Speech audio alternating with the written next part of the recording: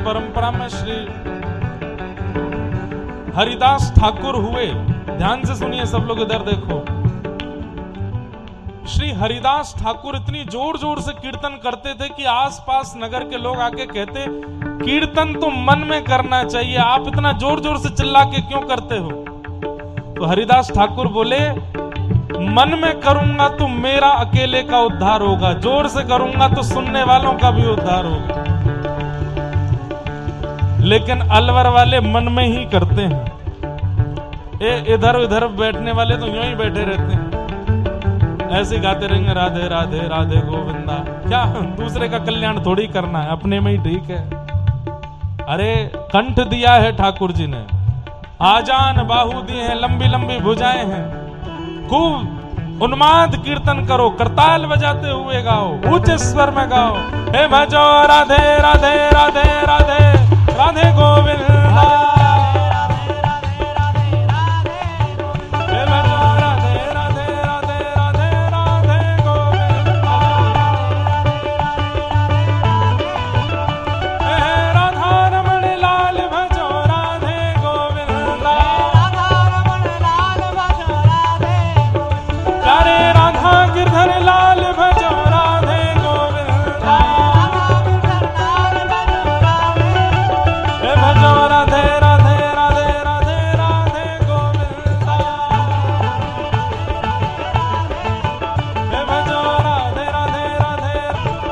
उसको हर घड़ी आनंद ही आनंद है, उसको हर घड़ी आनंद ही आनंद है, उसको हर घड़ी आनंद ही आनंद है। जय जय श्री राम, जय जय श्री राम,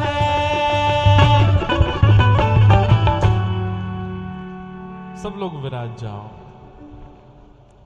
श्याम प्यारे से जिसका संबंध है, श्याम प्यारे से जिसका संबंध है, उसको हर घड़ी आनंद ही आनंद है, उसको हर घड़ी आनंद ही आनंद है, उसको हर घड़ी आनंद ही आनंद है, उसको हर घड़ी आनंद ही आनंद है।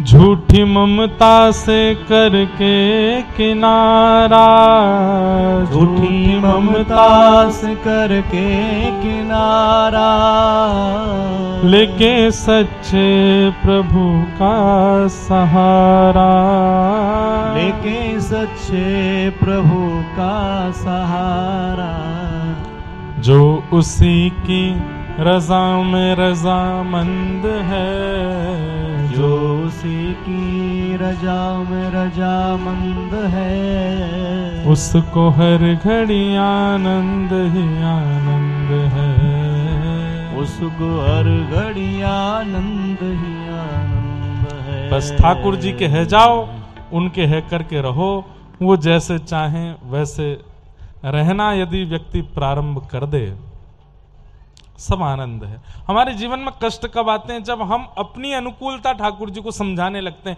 जय जय ऐसा जीवन चाहिए हमको, आप ये करवा दो वो करवा दो। आप परिश्रम कीजिए, कर्म कीजिए, ठाकुर जी पे कहो नाथ फिर इसके बाद जैसा आप चाहो वैसा आप करो। ठाकुर जी की रजा में राजी रहो, सब प्रसन्न है, सब आनंद है। भगवान ने 7 दिन 7 रात्रि तक गिरिराज जी को धारण किया। इंद्र को लगा कि मैंने अपराध किया है।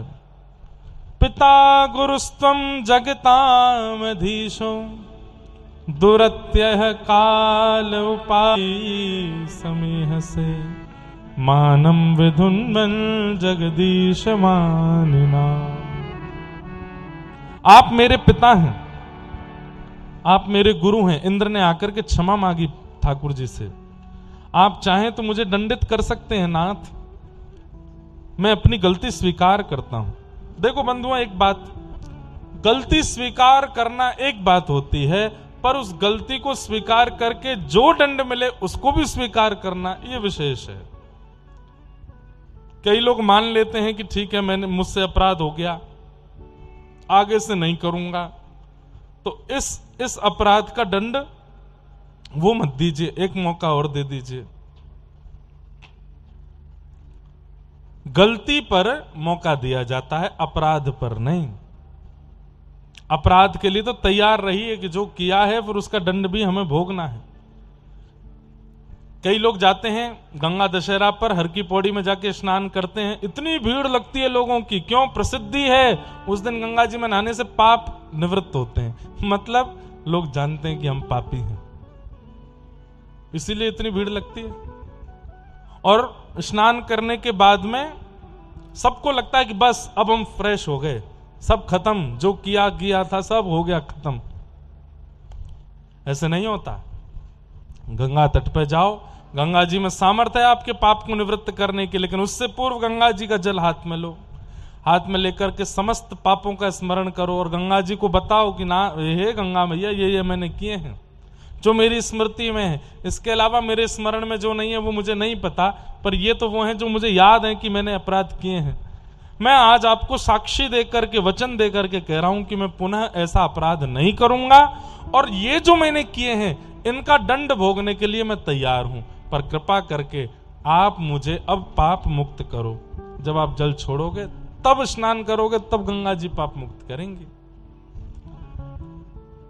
हां, इतना जरूर कह दूं मैं कि जो उस अपराध का दंड आपको बहुत विशेष मिलने वाला था, स्वीकार करने पर, गंगा जी को प्रणाम करने पर, संकल्पित होने पर शायद वो इतना बड़ा दंड नहीं मिलेगा, सूक्ष्मता में टल जाएगा, पर स्वीकार करना पड़ता है और पुनः ऐसी गलती नहीं करूंगा ये वचन देना पड़ता है। तब जाकर के गंगा जी आपको पाप निवृत्त करती हैं। नहीं तो सबसे ज्यादा चोर उचक्के हरिद्वार में ही होने चाहिए, रात भर चोरी करेंगे, दिन में जाकर गंगा जी में स्नान कर लेंगे। रात को जो उसका मंगलसूत्र चुराया, उसका बैग उठाया, उसका हमने ये चुराया, हे गंगा मैया वो तो हमको पाप निवृत्त करो, ऐसा थोड़ी होगा। प्रायश्चित करना पड़ता है, पुनः पाप ना करने का वचन देना होता है, तब गंगा पाप निवृत्त करती है। आज इंद्र ने आकर के ठाकुर जी से क्षमा मांगते हुए कहा, आप मेरे पिता हैं, मेरे गुरु हैं और आपको पूर्ण अधिकार है मुझे दंड देने का। मैंने गलती की, 7 दिन तक वर्षा करके आपको इतने और सब ब्रजवासियों को कष्ट दिया, कृपा कर मुझे दंड दीजिए। भगवान ने कोई दंड नहीं दिया। भगवान ने कहा, केवल अभिमान मुक्त होकर के इंद्र की पदवी संभालो, आइंदा ऐसा किया तो फिर मैं देख लूंगा।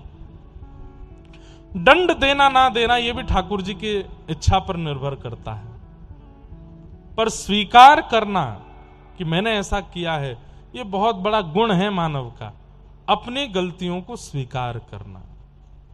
व्यक्ति क्या करता है, गलती छुपाता है और फिर छुपाने के चक्कर में 1000 झूठ बोलता है। स्वीकार कर लो कि हां यह अपराध हमसे हुआ है। इंद्र ने भगवान के सामने स्वीकार किया, ठाकुर जी ने क्षमा किया। ब्रह्मा जी प्रकट हो गए, मैंने भी अपराध किया था, मुझे तो आपने क्षमा नहीं किया, इंद्र को क्षमा क्यों कर दिया? ठाकुर जी बोले, ब्रह्मा तुम्हारे अपराध और इसके अपराध में अंतर क्या है पता है? तुमने ब्रजवासियों को मुझसे दूर किया और इंद्र की करनी से ब्रजवासी मेरे समीप आ गए थे, सब मेरे सन्निकट आ गए थे। अगर इंद्र के अपराध से सब मेरे सन्निकट आ रहे हैं तो मुझे वो अपराध क्षम्य लगता है, लेकिन तुम्हारे अपराध से तो ब्रजवासी मुझसे दूर हो गए थे 1 साल के लिए, तुमको क्षमा नहीं करूंगा मैं। इसलिए भगवान ने इंद्र को क्षमा किया, ब्रह्मा को नहीं किया। ठाकुर जी को कंधे पर उठा लिया सब ब्रजवासियों ने और सब नाचने गाने लगे, लाला ने हमारी रक्षा करी, लाला ने हमारी रक्षा करी। गायों को इतना प्रेम उमड़ा ठाकुर जी के ऊपर कि गायों के थनों से बिना हस्त कमल लगाए ही दुग्ध प्रवाह होने लगा। ठाकुर जी तुरंत नीचे जाके बैठ गए और गैयाओं ने अपने दुग्ध से भगवान का अभिषेक किया और आज ठाकुर जी का नवीन नामकरण हुआ। अभी तक ठाकुर जी कृष्ण हैं, कान्हा हैं, आज ठाकुर जी का नाम हुआ गोविंद। क्या नाम हुआ? गोविंद। ये गोविंद नाम ठाकुर जी का गैयाओं ने रखा है, गायों के द्वारा ठाकुर जी का नाम गोविंद रखा गया है। कल हमने एक बात कही थी कि आज हम आप लोगों से एक छोटी सी सेवा गौ माता की करवाएंगे। सब लोग अपने फोन निकाल लो। और एक प्रकल्प हमारे भारत के संतों के द्वारा किया गया, गौ सेवा ताकि रक्षा सेवा का अभियान, और सब लोगों को आह्वान करते हैं तो लोग बाग करते भी हैं, कुछ लोगों का इतना स्वभाव नहीं बन पाता। तो फिर सब संतों ने ऐसा भाव रखा कि ऐसा हम क्या करें कि सबको करने में थोड़ा सहज भी हो और सबसे थोड़ी थोड़ी गौ सेवा भी हो जाए। तो गौ सम्मान आवाहन अभियान चल रहा है, जो कि 21 फरवरी को प्रारंभ हुआ था, 22 फरवरी को प्रारंभ हुआ था, और ये अभियान 27 जुलाई तक चलने वाला है। 27 अप्रैल से 27 जुलाई तक। इसके लिए करना क्या है, जितनी संख्या में हमारे भारत के समस्त वैदिक हिंदू वृंद एक सीमित नंबर पर मिस कॉल करेंगे, वहां संख्या जितनी पहुंचेगी, जितनी ज्यादा संख्या होगी, उतनी जल्दी गौ सेवा, गौ सम्मान और गौ माता राष्ट्र माता बने, ऐसा नियम लागू किया जाएगा। इसमें आपको कोई डोनेशन नहीं करना है। हाँ, ऐसा हो सकता है कि आपके नंबर पर फिर गौ संबंधी जानकारियों के मैसेजेस आ सकेंगे, आपका नंबर पहुंच जाएगा और आपके द्वारा एक छोटी गौ सेवा हो जाएगी कि एक मिस कॉल आपकी तरफ से भी पड़ेगा, तो वहां प्रेशर बनेगा कि भाई इतने लोग चाहते हैं कि गौ माता राष्ट्र माता बने। वोट एक प्रकार का वोटिंग है। तो गौ सेवा और गौ माता को राष्ट्र माता, उनको उचित सम्मान दिलाने का ये प्रकल्प है। इसमें आप सब लोगों को आह्वान करना है। भले ही मिस कॉल अभी ना भी दे सको तो बाद में दे लीजिएगा, और यहीं दे लो तो इतने सारे लोग देंगे तो कहीं एंगेज नहीं चली जाए, पता चली कि यहां बैठ के करवाने का फल ही नहीं मिला। तो गौ सम्मान आवाहन अभियान,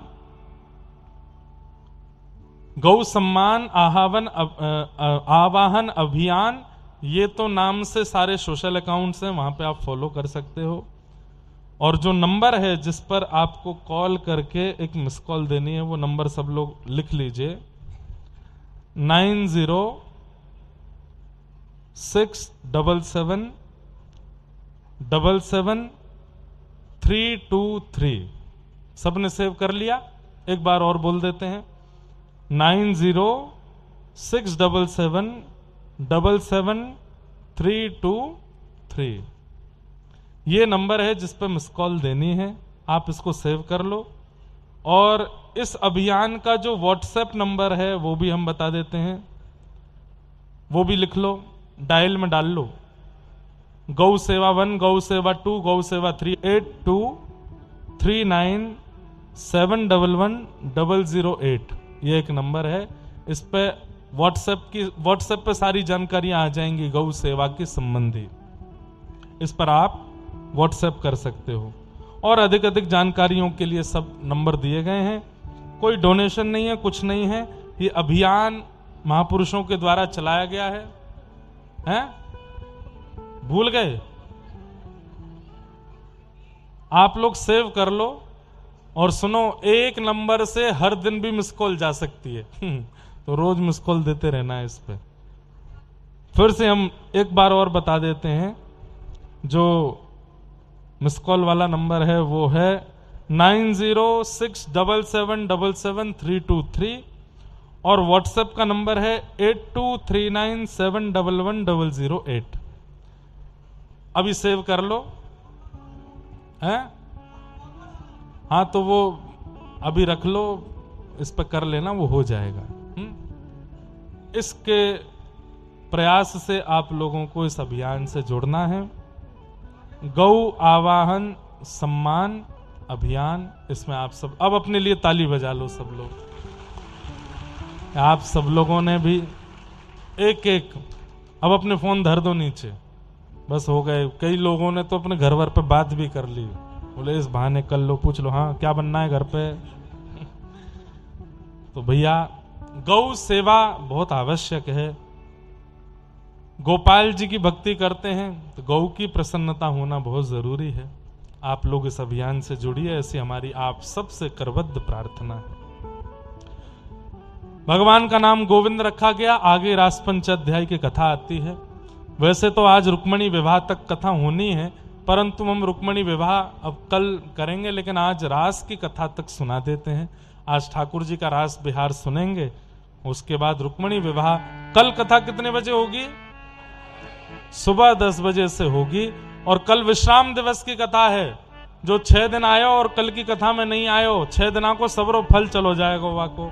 तो कल तो आनो ही आनो है। कल सुबह 10 बजे आप सब लोग उपस्थित हो जाइएगा। 9:30 बजे तक ही आ जाइएगा, ताकि 10 बजे से कथा प्रारंभ हो और फिर यहाँ विश्राम करके हम आगे प्रस्थान कर सकें। भगवान पिता रात्रि शरदोत्फुल्ल मल्लिका विक्षरन्तुम मनश्चक्रे योग मायामुपाश्रित। तुम मनश्चक्रे योग मायाम उपाश्रित। सब लोग इधर देखो, ध्यान से सुनो। बंधुओं, ये व्रज की गोपियां कौन हैं? दंडकारन वन के वही संत हैं जो राम जी का दर्शन नहीं कर पाए थे।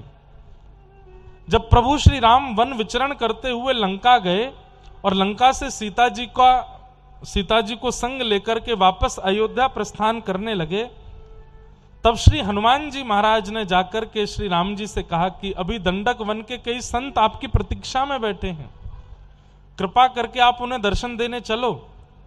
तब राम जी बोले, देखो हमको अयोध्या पहुंचना है शीघ्रातिशीघ्र, क्योंकि भरत जी हमारी इतनी प्रतीक्षा कर रहे हैं। यदि एक दिन भी विलंब हुआ तो भरत जी प्राण त्याग देंगे।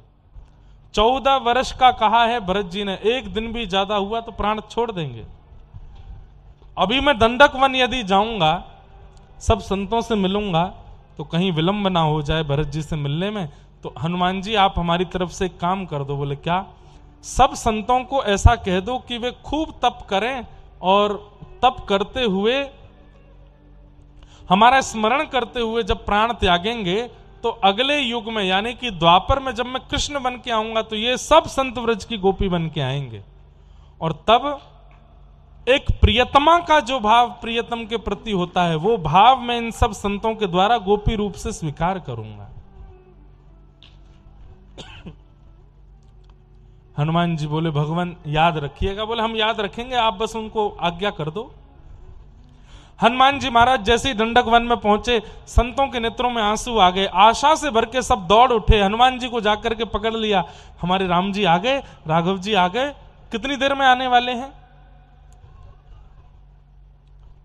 थोड़ी शांति बनाए रखना भैया। तो हनुमान जी बोले, मैं क्षमा प्रार्थी हूं, राम जी अभी नहीं मिल पाएंगे। ये बात सुनते ही कई तो रोते रोते पछाड़ खा के गिर पड़े, हम कब से प्रतीक्षा कर रहे हैं, राम जी नहीं आएंगे। बोले राम जी आएंगे, लेकिन वो आप पर विशेष कृपा करना चाहते हैं, इसलिए उन्होंने एक और उपाय बताया है कि आप सब लोग ध्यान साधना समाधि करते हुए इस युग में अपने प्राण त्याग दीजिए। अगला जन्म जब आप लोगों का होगा तो वो द्वापर में व्रज की गोपी बनकर के आप आओगे और श्री राम ही कृष्ण बनकर के आएंगे। अभी तो आप केवल दर्शन कर पाओगे, लेकिन तब स्पर्श, आलिंगन आदि आदि सब सुख ठाकुर जी आपको प्रदान करेंगे। इसलिए आप सब प्रतीक्षा करो। संतों ने कहा हम प्रतीक्षा तो कर लेंगे, लेकिन हनुमान जी कहीं द्वापर में भी ठाकुर जी नहीं मिले तो? हनुमान जी बोले मैं जिम्मेवारी लेता हूं, मैं लेके आऊंगा ठाकुर जी को आपके पास। ऐसा कहकर के हनुमान जी चले गए।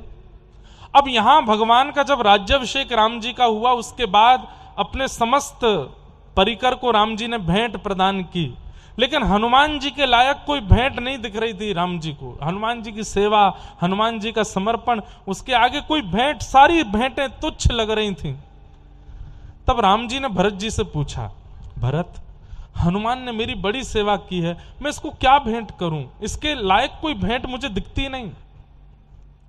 तो भरत जी ने कहा 14 वर्षों तक, भैया बात नहीं करो इधर वाले लोग,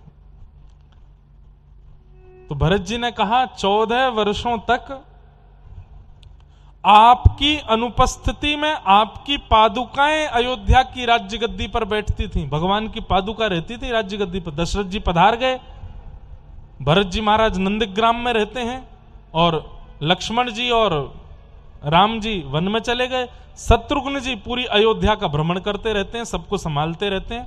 राजा कौन था? भगवान की पादुका, जो भरत जी चित्रकूट से अपने सिर पर धर के लाए थे। तब लक्ष्मण जी, भरत जी कहते हैं आपकी पादुकाएं मुझे उत्तर देती थी, मेरी संशयों का समाधान करती थी, मैं उनसे पूछता हूं। तो भरत जी ने जाके भगवान की पादुकाओं से पूछा कि राम जी बड़े संशय में हैं कि हनुमान को क्या उपहार देना चाहिए।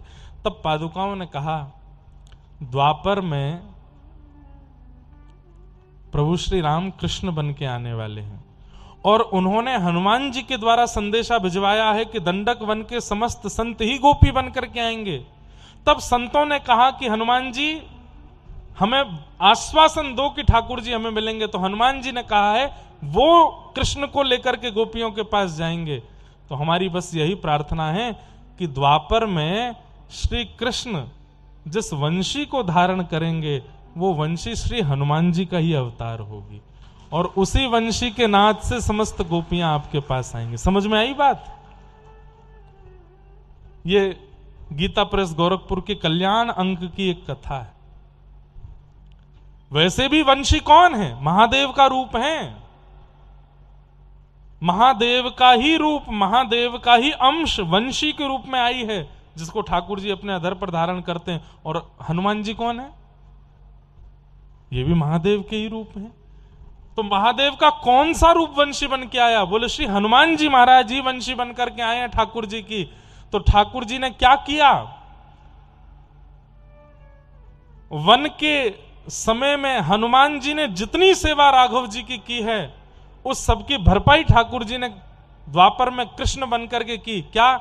हनुमान रूपी वंशी को अपनी होठ की तकिया पे सुलाते हैं, अपनी उंगलियों से उनके चरण दबाते हैं, अपनी पलकें बंद खोलते हैं तो मानो हनुमान जी को पंखा झलते हैं, अपनी नासिका के मोती से मानो छत्र रखते हैं। जितनी हनुमान जी ने सेवा की उस सब की मानो पूर्ति कर रहे हैं श्री ठाकुर जी वंशी बजाकर। वंशी कौन है? श्री हनुमान जी ही हैं। आज शरद पूर्णिमा का चंद्रमा जैसे उदित हुआ, भगवान ने जैसे ही अपने अधर पर वेणु को धारण किया और जैसे ही प्राण पिरोने प्रारंभ किए, सबको तो लग रहा था कि वेणु की धुनी है, लेकिन वही दंडक वन के समस्त संत जो व्रज की गोपी बनकर के आए थे, उन सबके कानों में धुन नहीं जा रही है, शब्द जा रहा है। वो धुन के रूप में हनुमान जी ही जा रहे हैं और जाके कान में कह रहे हैं अरे चल, समय आ गयो तेरो मिलवे को, कब से प्रतीक्षा कर रही है? अरे त्रेता युग की प्रतीक्षा द्वापर में अपूर्ण है वे वारी है, श्री कृष्ण प्रियतम रूप में तो को मिलवे वारे हैं, जल्दी चल। सब गोपियों के कान में जाकर के शब्द आ रहा है कि कृष्ण बुला रहे हैं, जल्दी चलो। और जिनके मन में कृष्ण प्रेम नहीं है या जिनको ठाकुर जी रास में नहीं बुलाना चाहते, उनको ऐसा लग रहा है कि श्री कृष्ण वंशी बजा रहे हैं, धुन आ रही है बस। समस्त गोपियां यथावत स्थिति में दौड़ पड़ी हैं कृष्ण से मिलने के लिए। यहां पर श्री सुखदेव जी महाराज वर्णन करते हैं, कोई अपने बालक को दूध पिला रही थी। अरे बालक को दूध पिलाना कोई कैसे छोड़ सकता है, कितना भी बड़ा काम आ जाए। लेकिन आज गोपियां इतनी देहाभिमान शून्य हो गई कि उस दूध पीते बालक को तुरंत नीचे पधरा दिया और दौड़ी हैं श्री कृष्ण से मिलने के लिए। पति भोजन कर रहा है, भोजन करा रही थी एक गोपी, तभी वेणु की ध्वनि आई, उसी क्षण रोटी सेकती सेकती रोटी हाथ में लेकर के ही दौड़ी है कृष्ण से मिलने के लिए। बंधुओं, प्रतीक्षा जब लंबी होती है ना, और वो प्रतीक्षा ऐसी जिसमें शिकायत ना की गई हो, जिसमें कोई जिद ना की गई हो, बस प्रतीक्षा की गई हो, उस प्रतीक्षा का जब अंत आता है ना, तो व्यक्ति को मानो जैसे मुक्ति मिल जाती है, व्यक्ति को मानो जैसे सर्वस्व मिल जाता है। अब चाहे उसके प्राण चले जाएं, उसको कुछ नहीं चाहिए। आज इन गोपियों की स्थिति वैसी थी। अंजलोचने, कोई गोपी अपनी आंख में काजल लगा रही थी, एक आंख में काजल लगा था, तभी वेणु की ध्वनि आई, दूसरी आंख में लगाया ही नहीं, दौड़ी है कृष्ण से मिलने के लिए। एक गोपी ने रास्ते में टोका, अरे तेरी एक आंख छोटी एक आंख बड़ी लग रही है, दूसरी में काजल करने लगी, अभी भी श्रृंगार प्रधान है, कृष्ण प्रधान नहीं है। तुरंत काजल हाथ में लपेट करके, पूरे हाथ में मल करके, आंख पे, माथे पे, नाक पे, मुंह पे, होठ पे, सब पे काजल लगा लिया, दौड़ पड़ी कृष्ण से मिलने। एक गोपी बोली, बंधुओं ये विषय कुंज से थोड़ा निकुंज का है, इसमें भी प्रवेश सबका नहीं हो पाता, इसलिए ध्यान से सुनिएगा। दूसरी गोपी बोली, अरे बाबड़ी जी कहां करी आई, काजल लगावे गई कि पूरे मुंह पे काजल पोतवे गई। तब वो गोपी बोलती है, श्याम सुंदर यदि रूप से प्रेम करते तो पूतना बहुत सुंदर बन के आई थी। सबने उसको देखा, लेकिन कृष्ण ने तो निहारा भी नहीं। कृष्ण यदि रूप देखते तो सबरी ज्यादा सुंदर नहीं थी, जिसके झूठे बेर ठाकुर जी खा रहे थे। कृष्ण यदि रूप देखते तो कुब्जा पर कृपा करने वाले श्री कृष्ण, जिसकी कमर 3 जगह से टेढ़ी है, उसके समीप नहीं जाते। कृष्ण रूप नहीं देखते। हमारे अष्ट सखा गाते हैं, प्रियतम प्रीत ही सौंपई है, प्रीतम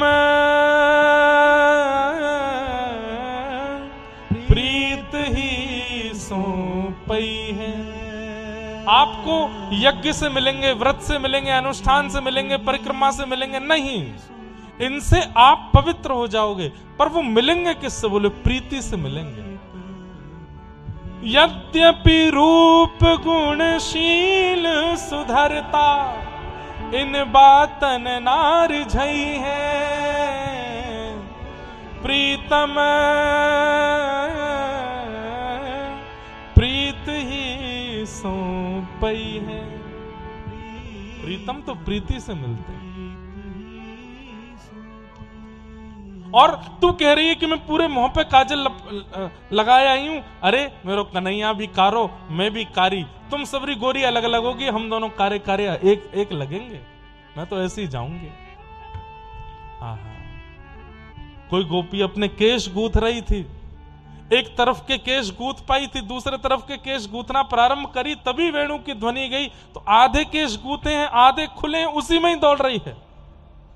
कोई गोपी स्नान कर रही थी, वस्त्र पहन रही थी, तो वस्त्र भी अस्त व्यस्त हो गए हैं, कहां क्या पहना है उसको पता नहीं है, बेसुध होकर के दौड़ रही है। एक गोपी श्रृंगार कर रही थी, तभी वेणु की ध्वनि आई, तो आंख वाली चीज होठों में लगा ली, होठ वाली आंख में लगा ली। लगन लगी घनश्याम की जाहे, लगन लगी घनश्याम की, धरत है कितहूं परत है कितहूं, पैर रखोगे कहीं जाएगा कहीं, राही ना काहू काम की, कोई काम के नहीं रह पाओगे।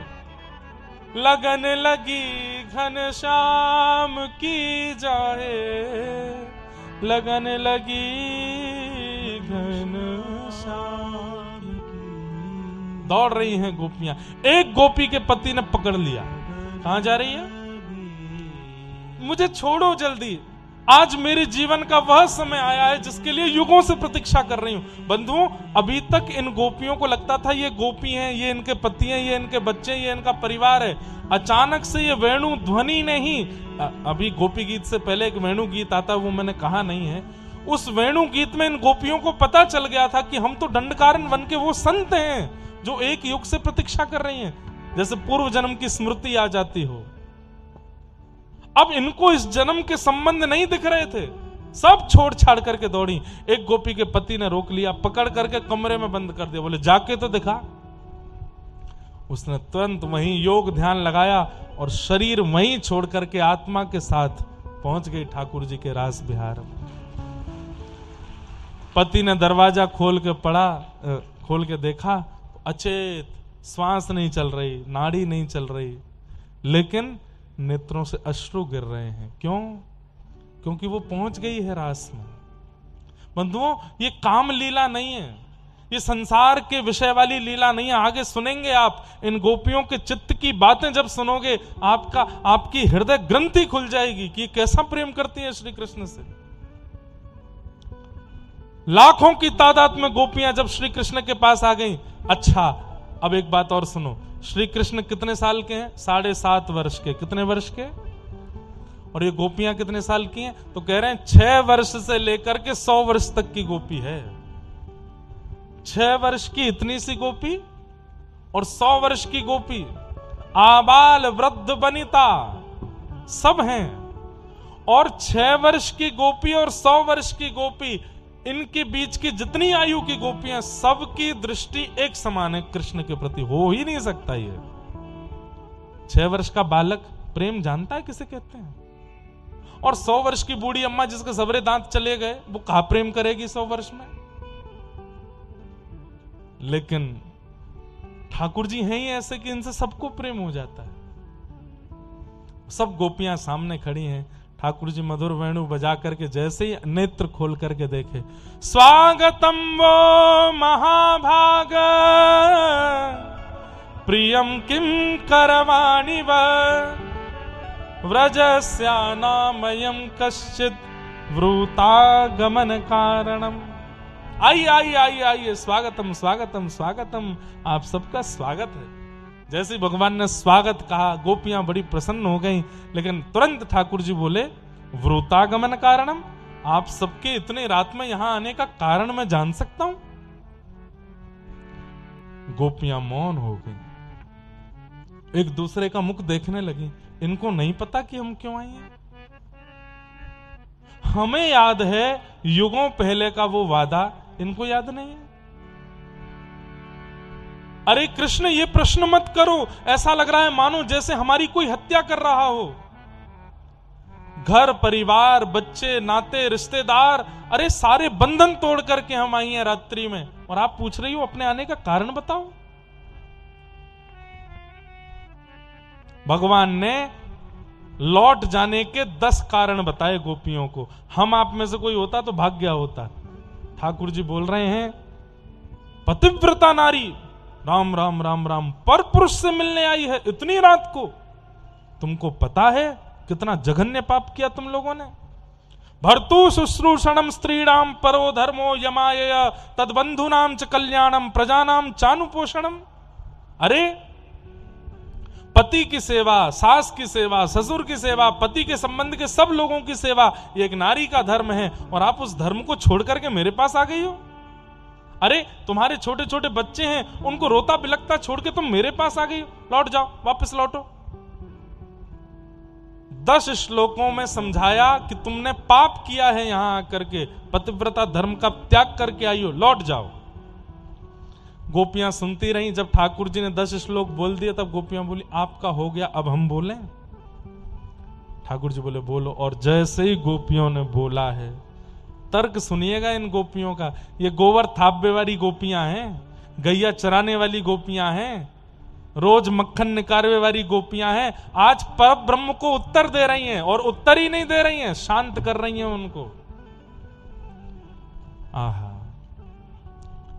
मैवं विभोर्हति भवान् गदितुं नृशंसम् संत्यज्य सर्व विषयांस्तव पादमूलम् भक्ता भजस्व दुरवग्रहमात्यजास्मान् देवो यथादि पुरुषो भजते मुमुक्षु। हे कृष्ण, भक्त और भात, इन दोनों की एक ही नाम राशि है। और जितना कष्ट भात को बनने में लगता है ना, उतना ही कष्ट हम भक्तों को बनने में लगता है। पहले धान धनकुटा से कूटा जाता है, उसका छिलका दूर किया जाता है, खौलते हुए पानी में उसको डाला जाता है, मीड़ के देखा जाता है, तब जाके चावल तैयार होता है। इतनी ही पीड़ा सहकर के हम भक्त बनते हैं। लेकिन भात को दाल में मिलाकर के भोक्ता खा जाता है, उसको कोई अनुभव नहीं होता कितनी मेहनत से बना। ऐसे ही आप हो। हम भक्त कितनी पीड़ा सहकर के आपके चरणों में आते हैं, आप तो केवल भोक्ता हो, हमारा सेवन कर लेते हो, आप उस कष्ट का अनुभव नहीं कर पाते। आप हमको समझा रहे हो पतिव्रता नारी का धर्म।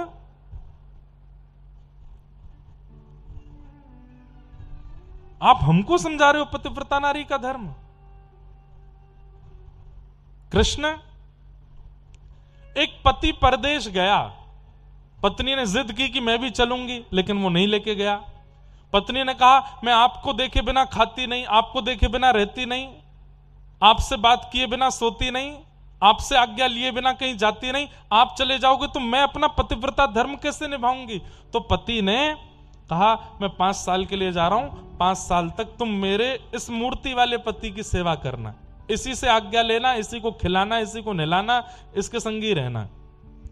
अब वो पत्नी राजी हो गई, मूर्ति वाले पति के साथ 5 साल तक उसने निर्वहन किया।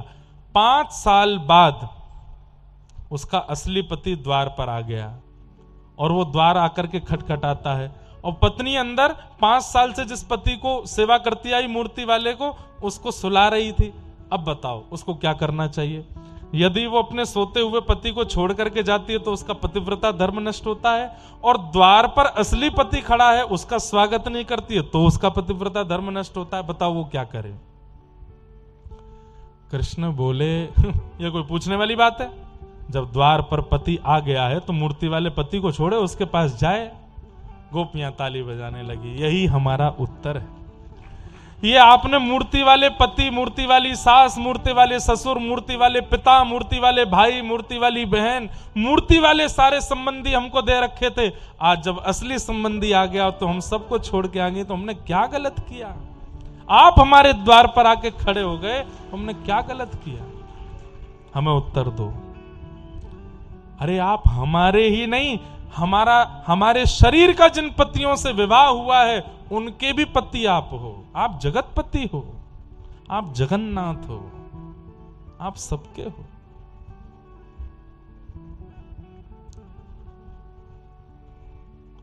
हमारे प्रेम को ओछा मत समझना कृष्ण। वो स्पर्श करने वाला, बातें करने वाला, एक दूसरे को देखने वाला, प्रेम में डूब जाने वाला और संसारी शरीर की कामनाएं रखने वाला प्रेम नहीं है हम गोपियों का। हमारा प्रेम कैसा है? एक बार बस आप ये कह दीजिए कि आपने हमको स्वीकार किया, और उसके बाद जीवन में हमारा मुख मत देखना, हम उसी बात पर जीवित रह लेंगे कि आपने हमको स्वीकार किया। हमारा प्रेम मिलने का नहीं है, हमारा प्रेम स्पर्श का नहीं है, हमारा प्रेम वार्ता का नहीं है, संवाद का नहीं है। हमारा प्रेम केवल और केवल स्वीकार का है। आप हमें स्वीकार कर लो, और स्वीकार करने के लिए हमारे स्पर्श की आवश्यकता नहीं। बस कह दो कि मैंने तुम्हें स्वीकार किया, आप चले जाना, हम भी चली जाएंगे। जीवन भर केवल इसी भाव में रह लूंगी कि आपने मुझे स्वीकार किया। अंतिम बात, आप चाहते हो कि हम वापस चली जाएं? ठीक है, हमारी एक वस्तु आपके पास है, वापस कर दो। कृष्ण बोले क्या है? चित्तम सुखेन भवता पहितम ग्रहेषु। हमारा मन आपके पास है, 24 घंटे आप में ही लगा रहता है। चलत कृष्ण, उठत कृष्ण, बैठत कृष्ण, चारों दिश जित देखूं उतित कृष्ण माईरी। 24 घंटे आपके स्मरण में ये मन लगा रहता है। ये मन आपने जो हमारा चोरी कर लिया है, वापस करो। हमारा मन वापस कर दो, हम चली जाएंगे। ठाकुर जी बोले ये कैसे वापस करूं? तो बोले नहीं वापस कर सकते। बोले नहीं, तो फिर हमें स्वीकार करो। या तो हमारा मन वापस करो, या फिर हमको स्वीकार करो। ये तन बात नहीं कर रहा है बंधुओं, ये गोपियों का शरीर बात नहीं कर रहा है ठाकुर जी से। उनके चित्त के अंदर की आत्मा जो भटक रही है ना जाने कितनी योनियों से, आज वो बोल रही है ठाकुर जी से कि हमें स्वीकार करो।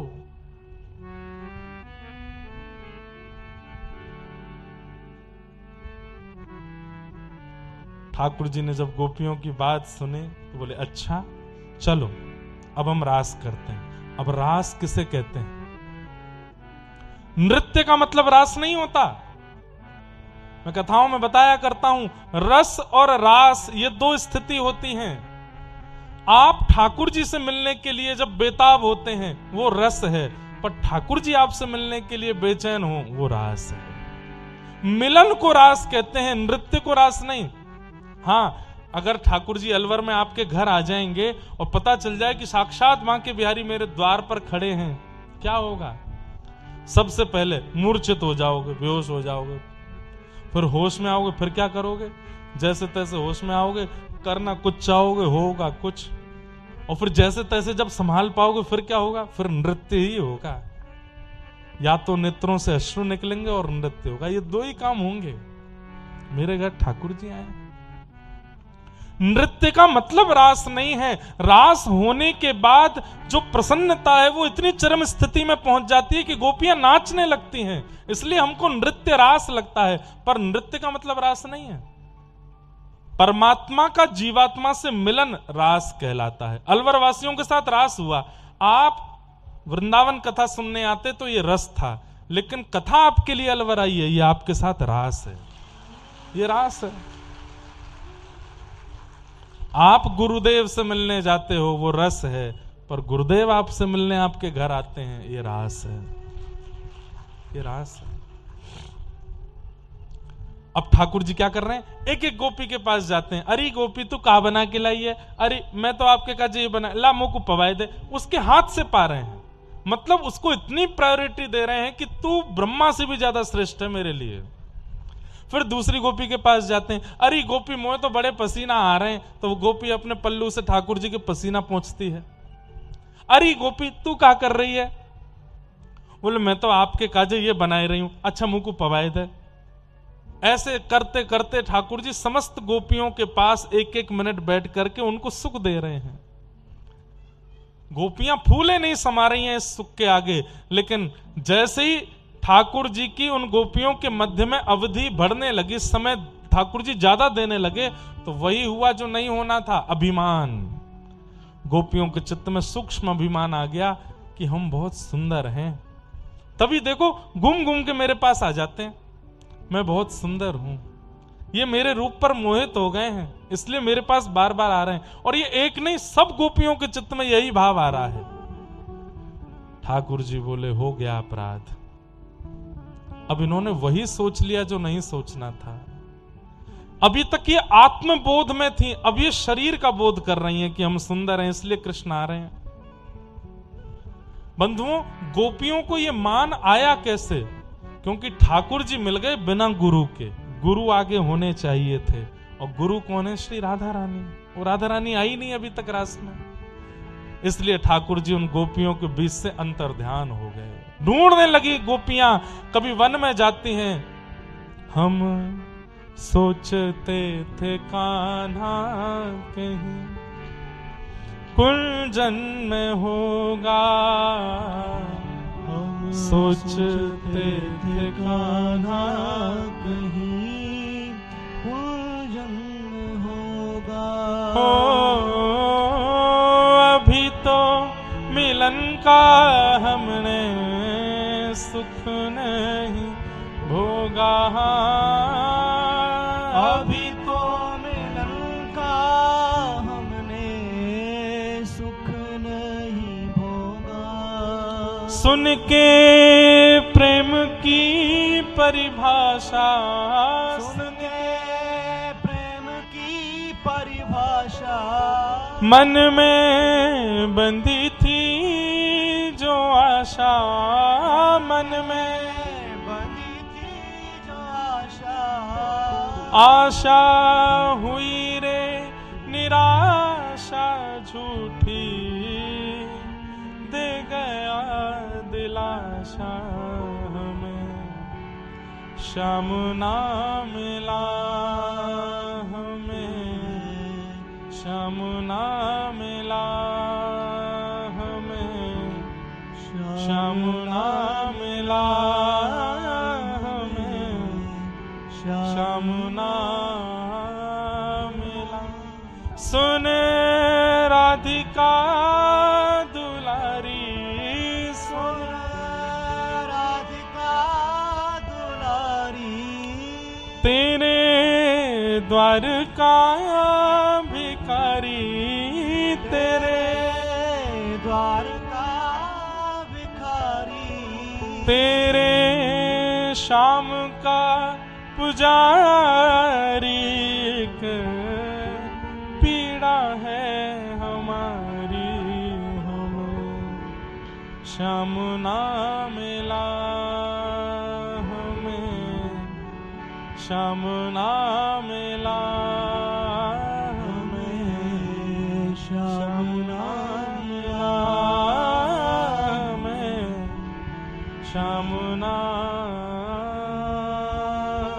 मिला।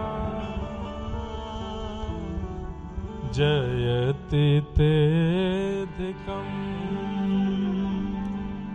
जन्मना व्रजः, श्रयतेन्दिरा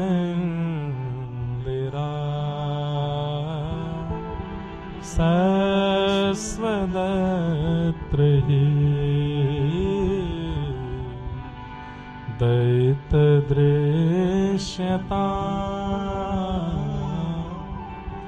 दीक्षुतावक स्त्वयि धृता सब स्वाम विचिन्वति। जब राधा रानी की शरण में पहुंची गोपियां, किशोरी जी ने कहा, कृष्ण को जब समाज में बैठ करके भक्त गाते हैं तो कृष्ण को बहुत अच्छा लगता है।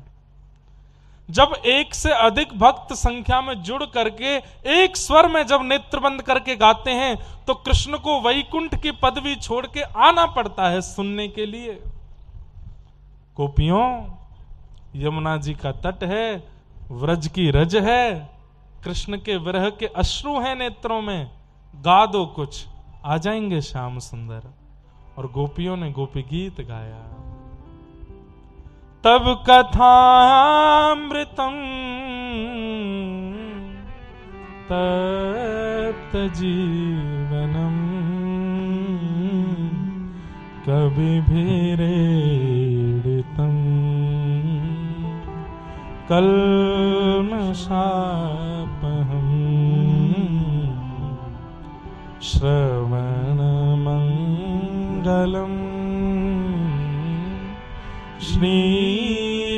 श्रीमदाततं भुवि गृह्णन्ति ते भूरिदा जनाः। गोपियों ने जब गोपी गीत गाया, गोपी गीत विश्राम होते ही जैसे ही आहा रुरुदु स्वस्वरम राजन कृष्ण दर्शन लाल सा। गोपियों के एक साथ नेत्रों से जब नीर प्रकट हो गए और कृष्ण विरह में जब गोपियां रोने लगी, जैसे ही नेत्र में अश्रु प्रकट हुए, बंधुओं, ठाकुर जी से भक्त का विरह सहन हो जाता है, पर विरह की चरम स्थिति में जब भक्त रोने लगता है कृष्ण विरह में, ठाकुर जी से वो सहन नहीं होता। इसलिए कोई कृष्ण को याद करके, ठाकुर जी को याद करके जब बहुत विरह आतुर होकर रुदन करता है ना, उस समय वो अनुभव कर ले, ठाकुर जी कहीं ना कहीं से उसका स्पर्श जरूर करते हैं।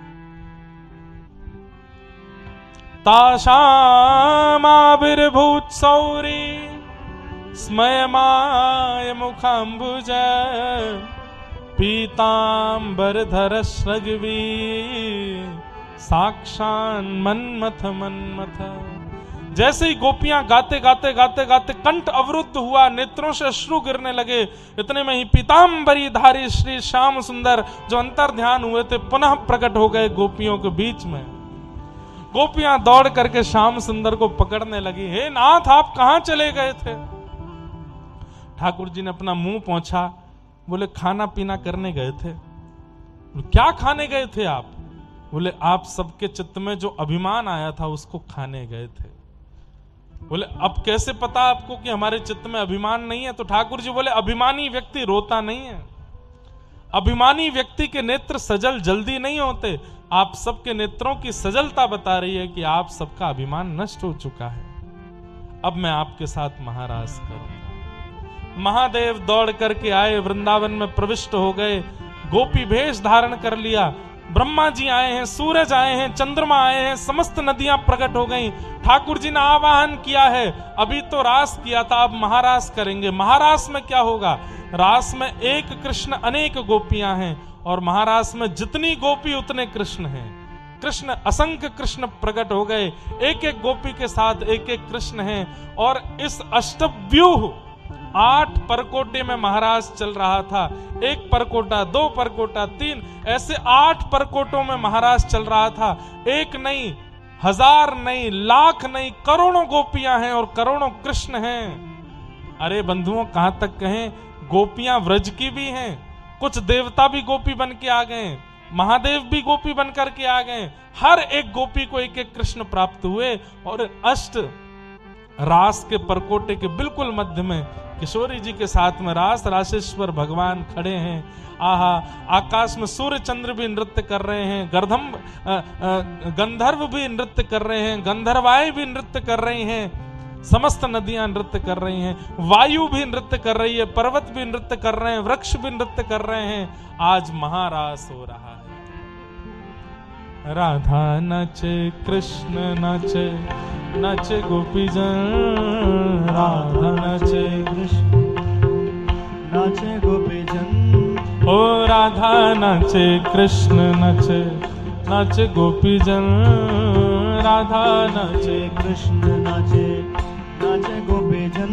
क्योंकि मन मेरा बन गया सखी रे पावन वृंदावन। ओ मन मेरा बन गया सखी रे पावन वृंदावन। हे मन मेरा बन गया सखी रे पावन वृंदावन। मन मेरा बन गया सखी रे पावन वृंदावन। हे राधा नचे, कृष्ण नचे, नचे गोपीजन। राधा नचे, कृष्ण नचे, नाचे गोपीजन। क्योंकि मन मेरा बन गया सखी रे पावन वृंदावन। ओ मन मेरा बन गया सखी रे पावन वृंदावन। हे मन मेरा बन गया सखी रे पावन वृंदावन। मन मेरा बन गया सखी रे पावन वृंदावन। हे राधा नचे, कृष्ण नचे, नचे गोपीजन। राधा नाचे, कृष्ण नाचे, नाचे गोपीजन। ओ राधा नचे, कृष्ण नचे, नाच गोपीजन। राधा नाचे, कृष्ण नाचे, नाचे गोपीजन। क्योंकि मन मेरा बन गया सखी रे पावन वृंदावन। ओ मन मेरा बन गया सखी रे पावन वृंदावन। हाँ, मन मेरा बन गया सखी रे पावन वृंदावन। ओ मन मेरा बन गया सखी रे पावन वृंदावन। हे गोपाल गोपाल, गाइए। हे गोपाल गोपाल। हे गोपाल गोपाल। गोपाल गोपाल। हे गोपाल लाल झूमे वृंदावन में आ। चलो चलो सखी, चलो चलो सखी, चलो चलो सखी, देखे मेरा बिहार आज रे। गोपाल लाल झूमे वृंदावन में आज। चलो सखी, हरी चलो सखी, देखे मेरा बिहार। हे गोपाल लाल झूमे वृंदावन में आ। चलो चलो सखी, हरी चलो सखी, देखे में रास बिहार आज रे। गोपाल लाल झूमे वृंदावन में आज। चलो सखी, हरी चलो सखी, देखे मेरा बिहार। हे चंद्र किरण सा श्याम सलोन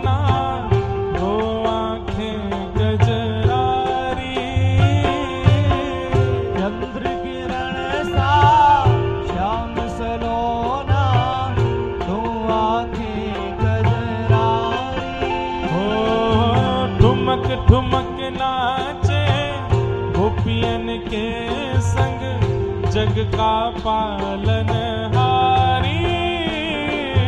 ठुमक ठुमक नाचे गोपियन के संग जग ओ हरिदास दुलारी राधे राधे हरिवंश प्यारी राधे राधे हरिदास दुलारी राधे राधे हरिवंश प्यारी राधे राधे जय राधे राधे राधे राधे जय राधे राधे राधे जय राधे राधे राधे राधे जय जय श्री राधे जय जय श्री राधे जय जय श्री राधे। बोलो वृंदावन बिहारी लाल की जय श्री राधा रमण लाल। की जय। जब हमारा कोई चित्र बना के लाता है ना, तब पता चलती है हम ऐसे हैं। श्री राधा वल्लभ लाल की पूछरी के लौठा की। क्या बात है बंसी वारे। ये देखो बढ़िया, जय हो। एक वो वहां से कोई दिखा रहे हैं, वो भी लिया। कल कथा कितने बजे से होगी? 9:30 बजे कितने लोग आ जाएंगे? और हम कितने बजे आएंगे? 10 बजे आ जाएंगे कल, ठीक है। जय हो सबको। जय श्री कृष्ण, जय सिया राम, जय श्रीमन नारायण, जय जय श्री राधे। वाह बहुत सुंदर लाला।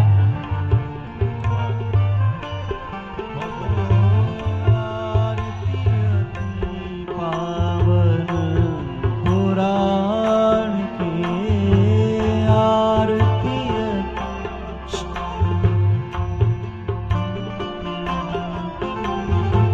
धर्म भक्ति विज्ञान खान